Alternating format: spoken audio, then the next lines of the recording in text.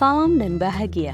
Perkenalkan, saya Yusnita Sinaga dari SMP Negeri 219 Jakarta. Saya adalah calon guru penggerak Angkatan 9 DKI Jakarta. Kali ini saya akan mempresentasikan demonstrasi kontekstual penerapan segitiga restitusi modul 1.4 budaya positif. Restitusi dikembangkan oleh Diane Goosen berlandaskan teori kontrol dari Dr. William Glasser.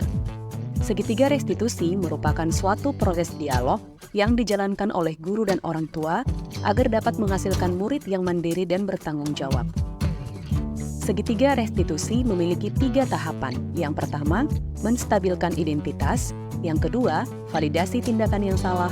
Dan yang ketiga, menanyakan keyakinan.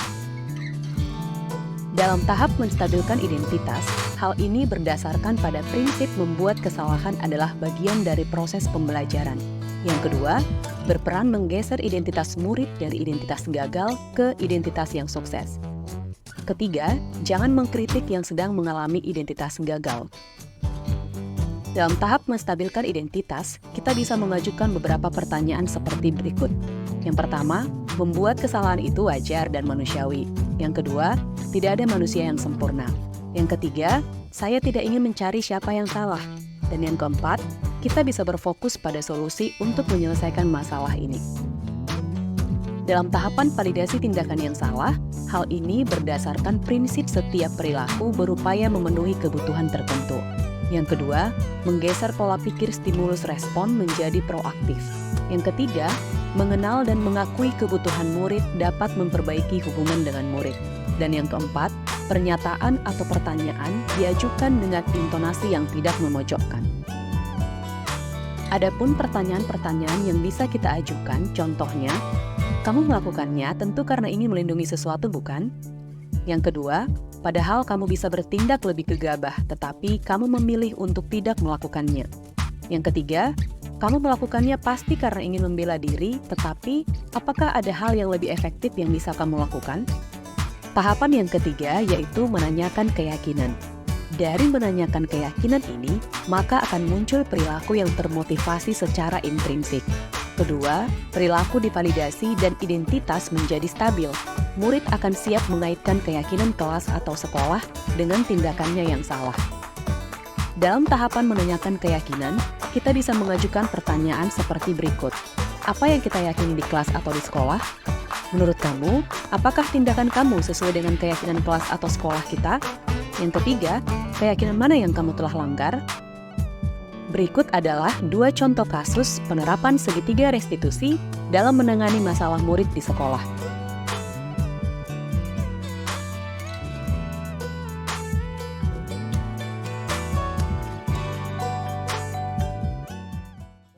Baik, kelompok 3, apakah kalian tahu kenapa ibu membawa kalian hari ini ke perpustakaan? Felix, mau mulai duluan bercerita tentang kejadian hari ini di kelas? Jadi begini Bu, saya lupa membawa materi punya saya untuk kerja kelompok hari ini. Saya sudah minta maaf Bu ke yang lain, tapi mereka semua pada nyolot sama saya Bu, sampai ngata-ngatain saya Bu. Oh begitu, ibu bisa melihat kalau kamu dan teman-teman kamu sama-sama sangat kesal. Kamu kesal ke mereka, mereka juga kesal ke kamu. Tapi di sini ibu tidak ingin mencari siapa yang salah. Ibu ingin mencari solusi bagaimana menangani masalah ini. Sebenarnya sih Bu, kita nggak perlu marah kalau ada sekitar itu. Tadi dia kayak rencana itu Bu, kan itu tugas sekolah. Iya Bu, benar. Baik, ibu juga akan merasa kesal jika dalam kelompok ibu ada teman yang kurang bertanggung jawab. Merasa kesal itu wajar dan manusiawi, Alex. Apalagi kita ingin yang terbaik untuk kelompok kita, benar bukan? Ya. Terus apa yang kalian lakukan tadi sama Felix? Suara saya memang agak tinggi tadi Bu, karena memang saya lagi kesel. Soalnya kita udah capek-capek nyari materi buat hari ini, tiba-tiba Felix malah nggak bawa materinya sendiri Bu. Saya juga Bu, suara saya memang agak memuji ke Felix karena dia jawabannya seperti kalau gitu. Jadi saya ikut kesal mendengarnya. Baik, pasti kalian kesal dengan tindakan Felix ya. Untung kalian tidak melakukan hal yang lebih jauh lagi, hanya memukat Felix. Kalau coba misalnya sampai Annelies memukul Alex, kan bahaya. Ya Bu, untung kami di sini masih sahabat. Coba kita lihat lagi tindakan kalian masing-masing. Felix, bagaimana menurut kamu? Apakah tindakan yang kamu lakukan ini sesuai dengan keyakinan kelas kita di kelas budaya? Tidak Bu, saya seharusnya membawa materi saya yang sudah ditentukan oleh kelompok saya Bu. Bagaimana dengan kalian, Alex, Felix, Analis dan juga Putri? Tidak Bu, walaupun kami kesal, harusnya saya tidak membentak dan bersuara tinggi kepada Felix.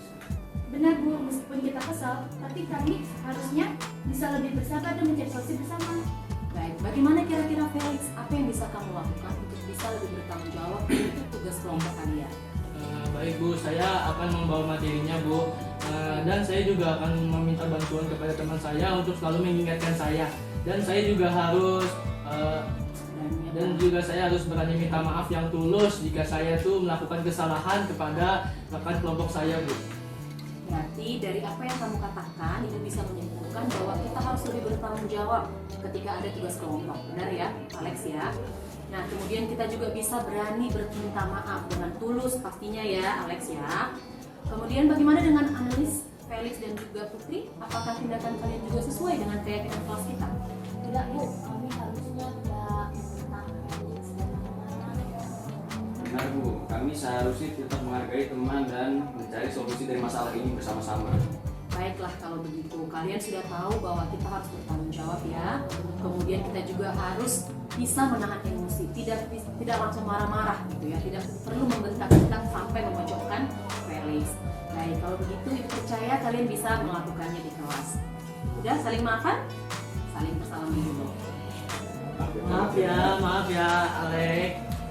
Maaf ya Putri, maaf ya Lisa. Maaf ya Bu Yus. Baik, kalian sekarang sudah boleh balik ke kelas untuk melanjutkan pelajaran. Terima kasih ya. Makasih Bu Yus. Ya. Terima kasih Bu Yus, maaf ya Bu Yus.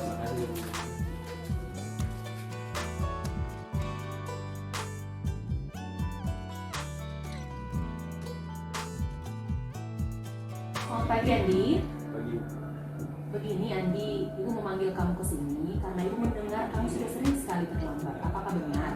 benar, maksud Berbuat salah itu manusiawi Andi. Semua orang, termasuk ibu, pernah juga melakukan kesalahan. Ibu juga pernah terlambat ke sekolah karena alasan tertentu. Tapi kira-kira ibu ingin tahu nih, alasan kamu terlambat apa? Apakah kamu susah tidur atau ketinggalan angkot? saya main game. Main game? Kalau nonton YouTube ya. Oh begitu. Wah seru ya main game ya sama nonton YouTube. Ibu juga senang loh main game sama nonton YouTube tadi. Menurut ibu sih itu bukan hal yang negatif ya, asalkan kita bisa menjadi itu. Menurut kamu nih, apakah tindakan kamu terlambat ke sekolah sudah sesuai dengan keyakinan kelas atau sekolah kita? Tidak sesuai karena saya menganggap harusnya saya datang jam 6 atau paling lama 6.35. Iya benar. Jadi menurut kamu, apa yang bisa kamu lakukan agar kamu lebih disiplin lagi datang ke sekolah? Atau adakah yang bisa kamu minta bantuan untuk membangunkan kamu pagi hari? Mungkin alarm Oh pakai alarm. Atau ada orang di rumah? ada, tapi mungkin lebih baik pakai alarm. Oke, mungkin lebih baik pakai alarm. Menurut ibu, solusi-solusi yang sudah kamu utarakan ke ibu sudah sangat bagus ya Andi ya. Kamu akan pasang alarm supaya kamu bisa bangun lebih cepat. Kira-kira ada lagi yang ingin kamu sampaikan Andi? Tidak. Baik. Kalau kamu lebih cepat bangun, kira-kira apa yang kamu dapatkan ke depannya? Tidak terlambat. Tidak terlambat ke sekolah dan alhasil kamu akan tidak terlambat ke pelajaran. Ya, ibu berharap Andi besok-besok tidak terlambat lagi ke sekolah. Iya. Ya, baik. Terima kasih Andi sudah mau berdiskusi dengan ibu hari ini. Silakan kamu balik ke kelas kamu ya.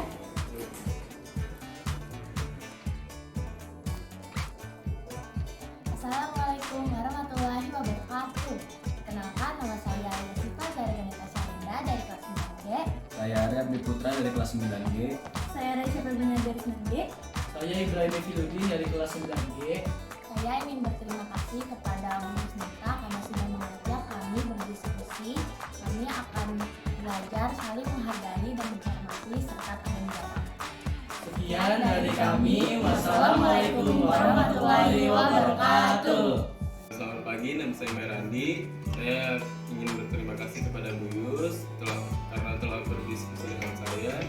Saya akan meningkatkan kedisiplinan saya lagi untuk tidak terlambat dan saya juga akan mengatur waktu untuk tidak tidur larut malam. Demikian demonstrasi kontekstual penerapan segitiga restitusi dalam menangani masalah murid di sekolah. Semoga menginspirasi. Salam guru penggerak.